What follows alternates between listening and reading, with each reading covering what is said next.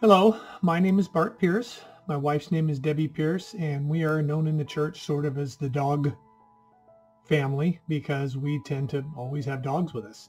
Ryan has asked me to give you a short testimony of my walk with Christ, especially in lieu of my recent medical issues. While at OSU, I met and married my wife, Debbie, where she was in most all my classes and on the track team, and we settled down in Corvallis, with me working at Albertsons and Debbie working at the Corvallis Clinic. During the early years of our marriage, we had some issues, and those issues led us to the Evangelical Church from First Baptist Church, mostly because of Pastor Ron Johnson.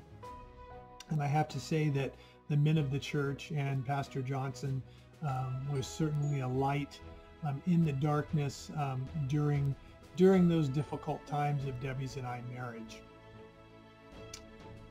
So let's kind of fast forward to my recent surgery, because that's sort of what this is all about. I had a total knee put in October of 2019 and began my rehab in April of 2020. 7 months after my knee surgery, I developed a raging knee infection. And on May 20th, I went up to the Salem Hospital and had my prosthetic device removed and was put on IV antibiotics. While there, I underwent lots of rehab and physical therapy sessions. The day I was supposed to go home, which was, I believe, a Friday, the day I was supposed to go home, the doctor came in and said, well, we're going to keep you one more day because your lab cultures have not completed growing, and we want to make sure before we send you home that the antibiotics we have you on are appropriate. I certainly didn't know that decision to keep me there one more day would be such a critical decision in my life. So the next day, Saturday, I was slated to go home.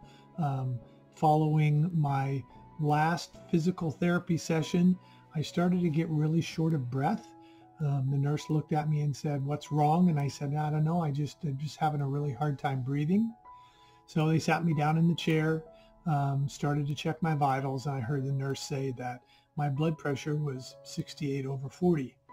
Well, I've worked in the hospital long enough to know that 68/40 is not very good, and in fact is really not compatible very much with life. So I was a little taken aback, and then I heard them call a code overhead to the orthopedic department, and I thought, wow, someone must really be in bad shape if they're calling a code.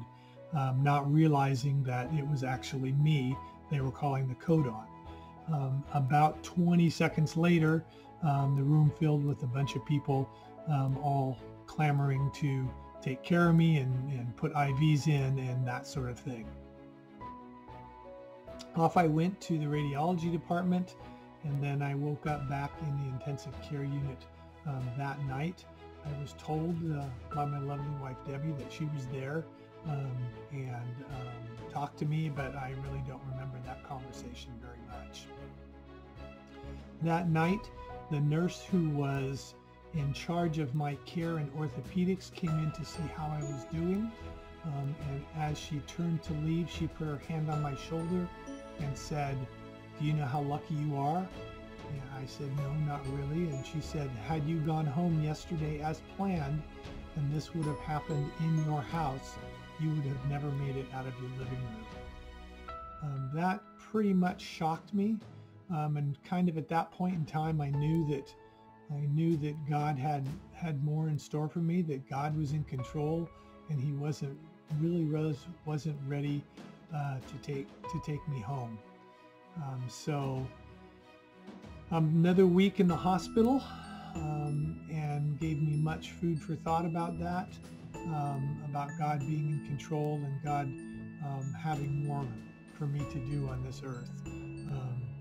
So home I came, and settled in. I think that everybody wonders if they're going to leave a legacy, what that legacy might be, or how many people have we affected, or have we affected anybody in our stay on earth. And the interesting thing about this is that most of those comments come after someone dies, and so you never ever really get to hear those comments. But since I didn't die, I got to hear comments from many people whose lives that I have impacted and affected in a positive way. And I realized that that God has been working through me and in control of my life since I became a Christian, even though sometimes it didn't really feel like it. So I'm at home now, rehabbing. I now know that God is in control. I know that He's not done with me yet. I know that I've been given a second chance to continue His work, whatever that work may be, and I'm really grateful for that. I look forward to the future with anticipation. I want to just take a moment to thank all the members of our body for all the prayers and thoughts and cards and flowers and things that you sent, the prayers that kept me alive, kept my wife sane and in one piece. I want to thank all of the members of the church for all their prayers. I want to thank my wife for being there when I needed her, and just the wonderful life that Christ has given me, all the blessings that He's given me, and the things that He has in store for me. So that's it. I thank you all for listening, and have a great day.